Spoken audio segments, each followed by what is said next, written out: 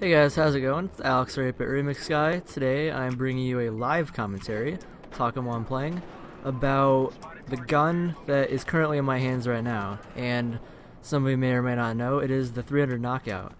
And this gun is the result of completing the Professional Syndicate assignment. And to do that, you have to do a lot of stuff, and I'll get into that in a little bit. But basically the point of this commentary is to talk about why I think the 300 Knockout is a special gun in its own right, and why it hopefully should not receive the treatment that the 3.8 Magnum rounds did, whatever they're called. And I'll get into that in a little bit too. I have a few talking points that I'll get into at some point. So first, I want to talk about the unlocking process and why I feel like this is a balancing effort in itself by Visceral to balance out the gun a little bit. So, to get to the 300 Knockout, you have to first complete the Professional Assignment 1, which is basically just strip mine kills and sniper kills. Oh my god, the screen shake. Suppression. And after you do that, you have to do the Professional Assignment number 2, which is 5 camera coins, bronze service stars, oh my god, the screen shake, and I believe camera coins. Yeah, camera coins. God damn it. Freaking Evolution. So after you get all that done with the second one, you unlock the Mac 10, which is a beast, by the way, if you know how to control the recoil. After you do that, you move on to the Syndicate assignment, which is a shitload of work. You have to do, I believe, 200 sniper kills, 15 marksman coins, 15 camera coins. You have to get the gold service star to even do it in the first place, and I think there's like one more thing. I can't really remember what it is. You can watch videos on how to do it. There's a ton of them out there. Snow Mountain 64 is a great video. But after you do all those, which takes a fucking long time to complete, a lot of in-game hours spent working on these assignments, you finally get the knockout. And once you get it, you have either a flare scope or an ACOG to start out. It gives you both. I was surprised by that. But once you start using the gun, you will quickly figure out that it is a very... Spawned into trip mine, perfect. It is a very interesting gun. And again, I'll get into that later when I talk about it. But first I want to mention something that I talked about a little earlier, is Magnum rounds. And it may seem like that has nothing to do with the current topic, but it kind of does. Because at the end of the beta, you guys may or may not remember that the Magnum rounds basically got nerfed into non-existence. And I say that because the stats of the Magnum rounds on the Auburn R700, their statistics got reduced to 25 meter one-hit kill range. And Visceral claims it was 50% decrease against vehicles, but I am really skeptical of that number. Because I shot a transport heli with Magnum rounds, and I did like 5 damage, which is like 2 more than regular rounds. So I'm skeptical of the 50% figure, but whatever they did, they basically made Magnum rounds useless in the game, because, I mean, they don't have a place anymore. I mean, there's really no point to use Magnums, because you only get like a 12 meter advantage on one-hit kill to infantry, and there's no advantage against vehicles. I mean, come on. There's like a 20% increase against vehicles. That makes it useless. And tying it into the discussion here, I believe that if people have this stigma about the knockout like they did the Magnum rounds, that it's an OP monster, that if people use them then they're good, that they're just gonna like wreck the entire server. I've seen people talk that way on the subreddit and YouTube videos, other places. I've seen people say that. And that's what I want to talk about in this video mainly, is that the knockout is not some jack-of-all-trades sniper that can just shred everyone at every single range. Because it is not like that. I mean, you can tell I have a gold camo. I have, like, as of this recording, like 1,300 kills on this gun in like 2 days. Hashtag shitbucket, I know. I've heard it a lot, trust me. But it's not that. It's not... You can't use it in all situations. First off, the most important thing, I'll go on the weapon stats now, the bullet drop is pretty damn intense. So if I just fire like straight down the road, I mean, if there's an enemy at the end of the road, we have to fire pretty damn high, and this is the 6x scope, so I have to fire pretty high to zero out that distance. And even if I zero for like 500 meters, I mean, that's way more than like the Armor R700. Or I'll try and fit this car. Because even at like 500 meters, I have to zero a really long way to aim a target that's only like 200 meters away. That's pretty damn high for bullet drop, that is. That's pretty extreme. But where it shines in is short range.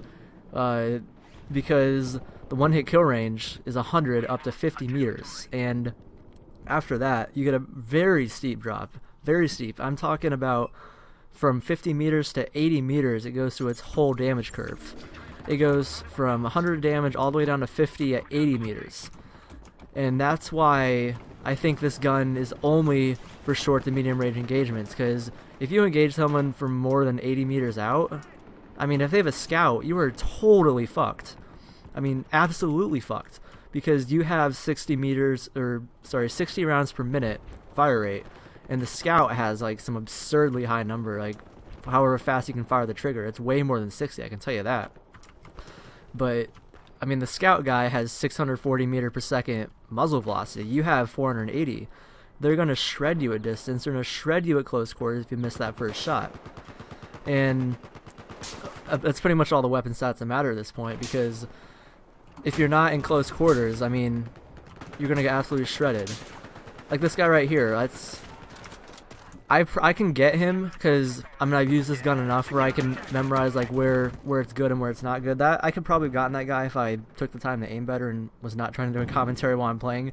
But this gun is for short to medium range, and that is pretty much where it shines. Like I've been saying the past like 4 minutes, this gun absolutely shines in close quarters because you can just shred people with that damage curve it has. Because 50 meters away for a one-hit kill, that's way more than the other snipers in this game. For comparison, the Armor R700 has a one-hit kill range. Like, look at that! Look at that! Across the building, I shredded people across this building right here. That's 50 meters away. I shredded that guy. That was to the chest. He wasn't even lit off. That was 50. That was 100 damage 50 meters away. That's how far away you can shoot. But if I were farther away, like on the other side of this building, I would have got a hit marker, and if he had a scout, he could have just turned around and headshot me if he had any skill.